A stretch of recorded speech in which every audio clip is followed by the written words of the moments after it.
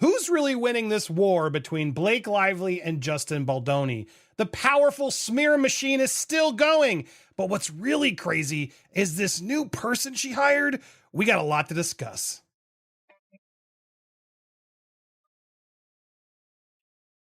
Welcome to Popcorn Planet. I am Andy Signar. So glad to be back with Zach Peter. Welcome back to the show, dude. How are you doing?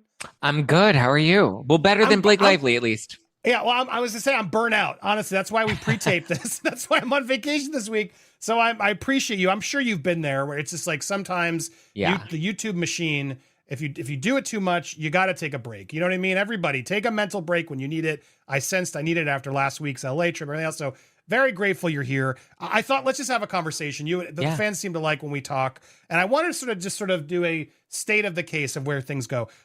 I want to bring up this thing is you didn't know about Nick Shapiro and his sort of dirty little secrets. I want to go there. But before we do, you had a complaint. This is now, again, we taped this last week, guys, so apologies, it's a little dated, but you're complaining because you're annoyed that people are saying Blake won with this new protective order. Go ahead, rant away, and I will respond. Who's really winning this war between Blake Lively and Justin Baldoni? The headlines scream Blake scored a victory. But dig deeper, and you'll see this legal battle is far from over. The media is painting this as a knockout punch, but in reality, it's a tactical delay, not a triumph. Blake's team is spinning this protective order like it's a courtroom miracle, but Justin's lawyers aren't even sweating. So why is the press so desperate to crown Blake the winner? Let's break down the truth behind the hype. I mean, I'm more just upset with the fact that the press is still continuing to defend her. Like if something remotely negative comes out about Baldoni, that's the headline about Baldoni loses. And I've seen a couple of headlines saying that Baldoni lost in court. And now they're saying Blake has a victory in court and she's winning. And I'm like, is she though? Because like she didn't really win anything. She like technically got her attorney size only protective order, but it was really just for the meek arguments that her attorneys gave in court of being like, oh, well, she needs this because of, her medical records and because of her security. And so the judge is like, okay, fine. You get it for your medical records and you get it for your security, which Brian Friedman made very clear. We're not interested in those things, but sure. And so I don't love how the media, very similar. I know we have the same love and adoration for Meghan Markle in the same way everybody's like ranting about her season 2 pickup, which is also not a real season 2 renewal because she was always guaranteed a season 2 going into the contract. It's all marketing, Zach. You know this. It is. And that's why it's so annoying when they try to come at us and be like, you guys are all about clickbait and you're just putting out information to get clicks and blah, blah, blah, blah, blah. And I'm just like, you guys are honestly just mad and jealous that you're losing the general public and they would rather trust us than continue to trust you. That's the reality. You have your fixed salary and you're living in your studio apartment and you're pissed about it. Look, it's all about the smear machine. Let's keep it real. And what I like about what you always cover, you're similar to me. You keep it honest. You'll go there if you don't need to go there. You'll call it out if you don't want to call it out. But the reality is both sides are smearing a little bit still. But I would say it's defense. I don't think it's wrong. That's my big problem here. It's like, even if the PR machine that Justin used as what she's calling retaliation, I've really broken my head. Like, I don't care about it. Like, he's allowed to defend himself in the PR of it. Yeah. And it's like, sure, did some of the things sound bad when it's taken out of context? Yes. Could it get them in trouble? It might. Honestly, let's keep it honest, right? But does that mean they actually did something nefarious or illegal or wrong? Right.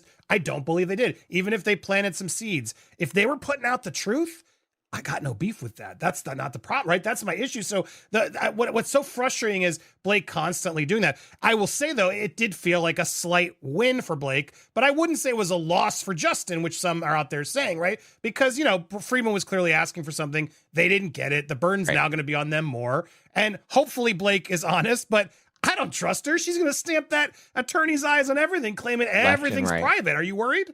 The press is treating Blake Lively like she's Meghan Markle 2.0. Ignoring facts to push a fairy tale. Headlines are shouting Blake wins in court, while glossing over the judge's actual ruling. It's the same playbook we saw with Meghan's season 2 renewal, a scripted PR stunt framed as breaking news. But here's the kicker.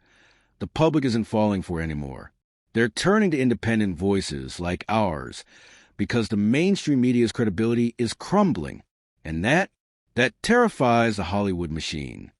The only one, because there were 4 different markers that the judge indicated. It was security, privacy, trade secrets, and then the last one was more about privacy with third parties. I think that's the one she's probably going to use and abuse the most. And that's the only one that I'll give to her as a slight win, right? Because she's going to try to say, oh, well, you can't gain access to, the text messages with Taylor Swift, or, it's mainly going to come towards her other friends, Ryan Reynolds, or not Ryan Reynolds, Bradley Cooper, Hugh Jackman, Taylor Swift. I mean, she may even try to use this to protect Jenny Slate if, Jenny Slate they try to drag Jenny Slate into this at some point. So we know that she's going to use and abuse that the most, which is the only real win that she has. But I don't think, if you have to stoop to these types of legal tactics to delay the process or try to, muddy the waters a bit, that tells me you don't have a strong case.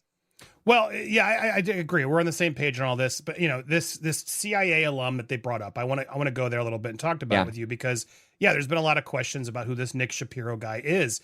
Was involved in the Angelina Jolie divorce for a bit and a lot of things, which is its own drama, Zach. I don't know how much you've covered that one, but I'm not a fan. I'm not a fan. And the way she went about it was insane. Yeah. Not saying I'm completely team Brad Pitt, but he never went as aggressive as she did. And as long as it's been, and for the sake of the kids, I just feel like what she has done has not helped anybody.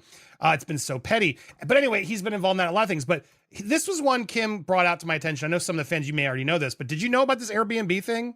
Have you? No. I guess I'm going to fill you in. So Airbnb's dirty little secret. Did you know that they spend a tune of $50 million annually to cover up crimes, bars, murders, blood, like all of it? This is crazy. And guess who it was run by, Zach? Guess who ran this? What do they call it? The Black Ops. They called it the former black box employees who dealt with victimized Airbnb users. The mandate, they tell Bloomberg, is to keep such reports from ever hitting the news, let alone the courts. At least the company's $90 billion market value, says the word left them traumatized. I had situations where I had to get off the phone and cry, said one ex-employee. That's all you can do. Take the case of the Australian woman, 29, staying in a highly popular Airbnb in New York, first floor apartment on West 37th. She and her friends arrived after New Year's. They picked up their keys, went to a bodega, no questions asked, no IDs. After the ball dropped, she went back to her friends. Hiding inside the room in the dark was a man with a knife. He arred her. When the police arrested longer, guess what they found on him? A set of the same keys at the Airbnb rental. How he got them remains unclear, but as any New Yorker knows, all it takes is a trip to the hardware store, $2 to copy any key. Sure, Airbnb could have mandated or even encouraged most hosts to have digital keypads to change the code after each rental for everyone's safety and security, but profit margins, you see. The morning after, the 29-year-old woman that was AR'd, Airbnb's crisis manager, Nick Shapiro, once deputy chief of staff at CAA, got the call. Blake didn't just hire a lawyer. She brought in a black ops specialist. Nick Shapiro, a former CIA deputy chief of staff, whose job at Airbnb was to bury crimes. We're talking assaults, break-ins, even a knife attack in a New York rental, all swept under the rug with million-dollar payoffs. This is the guy Blake trusts to manage her lawsuit. Let that sink in. You don't call in a fixer like Shapiro unless there's a body to hide. So what's the real story Blake's trying to bury? Shapiro told Bloomberg that the learning of the R brought back feelings of confronting truly horrific matters at Langley.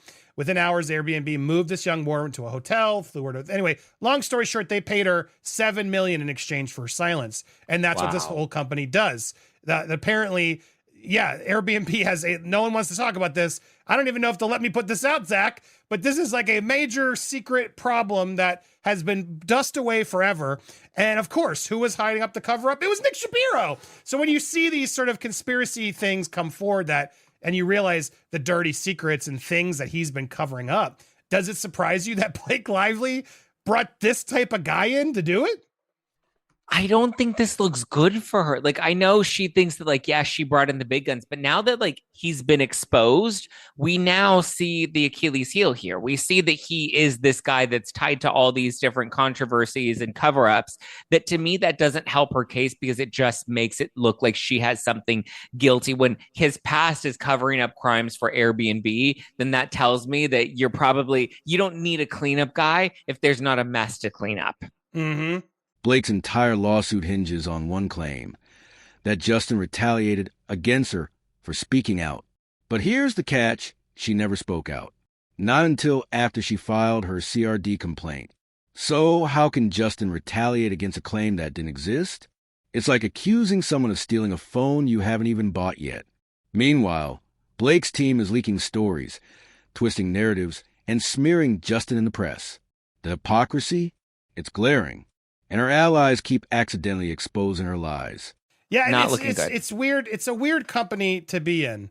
As I was going through this other article in the BBC, sort of talking about all of these and to be fair, Justin's team members are in there as well. But deliberately planning disinformation or twisted versions of the truth in certain sections of social media. The aim is the halfway point of influence where they can get a bit of traction, but so that it's not so obvious. You wouldn't hire a Kardashian to do it. Exactly. Undetected smear campaigns have always been a thing. So look, that's my thing. Like, it's clear to me Blake Lively is doing it right now to Justin. Like, it's so clear. And maybe, Justin's team, whether Justin really understood the extent of what was really going down, maybe they did put out some honest articles about Blake. Do you think that's retaliation? And do you think Blake is doing it too? And that makes her pretty hypocritical to accuse him of it. I think there's and I spotted the smear campaign from Blake's side from the very beginning. And we're allowed to use that term right now because the New York Times said that when they used it, it was just their opinion and they have, their privileges that protect them. And thanks to Heather McDonald and Juicy Scoop. Yeah. And thanks to Heather McDonald's lawsuit with Juicy Scoop against with Shannon Bedore and Tamara Judge, we podcasts have now been deemed as members of the media.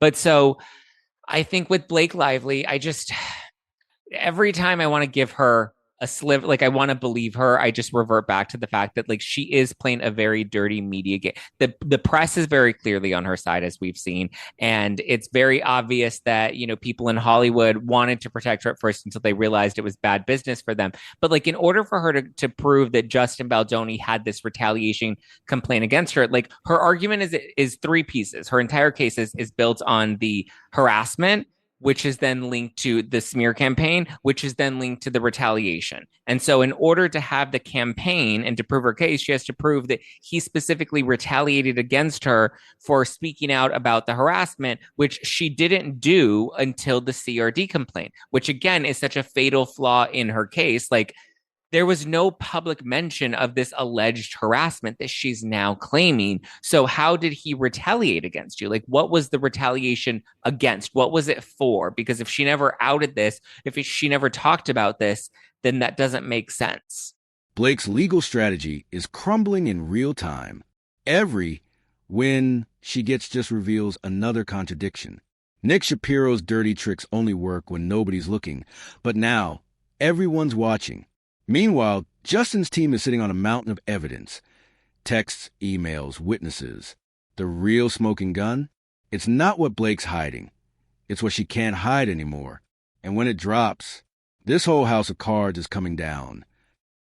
1,000%. It's just like Paul Feig coming out the other day saying, she's not afraid to go on the red carpet. I'm like, well, that goes against her whole complaint that she can't leave her house. It's mind-blowing how people like Paul Feig and Ari Emanuel, like they think that they're coming out and defending her and like really, having a solid argument for her, but all they're doing is disputing the claims that she's made in court. 1,000%. So who's winning at this point still? Do you feel it's still Justin, or do you feel like Blake's slowly, annoyingly getting some headway?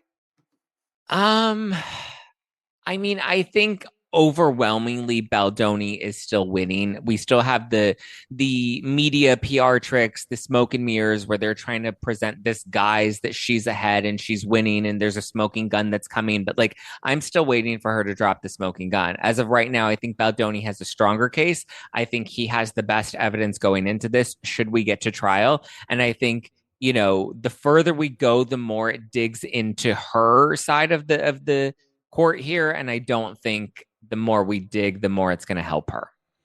Yeah, and I think as secrets keep coming out and getting revealed, it's only going to expose Blake more than Justin. I feel like all this stuff's come out on Justin. And the fact that she had to resort to this guy who's this bad to go cover up murders at Airbnb. See, the reason it's a bad look. But the reason Nick Shapiro can be so good at what he's done is because he would operate in the shadows, right? Like we didn't really know him. We didn't, or at least like when it comes to stuff with like Airbnb or some of the other clients that he's had in the past, nobody was really aware that there was some sort of cover up going on. Nobody was aware that he was trying to keep things in the closet, keep the skeletons from getting out. Whereas now there's so much attention and so many eyeballs that like, how do you not like how does he even effectively do his job considering he's under a microscope? You can only succeed when you're still in the shadows. Agreed. And I want to rant with you about Meghan Markle next. So guys, stick around. Join us over on Palace for part 2 of my conversation with Zach. We're going to talk about Meghan Markle. People get annoyed when I do it here, but I got a whole channel right devoted. So tune on over there. Hit the subscribe if you haven't already to this channel, to that channel, and Zach's channel. Hit the bell alerts so you get those notifications. Smash that like button as well. Leave your comments down below, and don't forget to support Just Plain Zach over on YouTube. Always a pleasure. We'll be right back with more over on Palace to talk more. Thank you guys so much for watching. I hope you're having a wonderful week.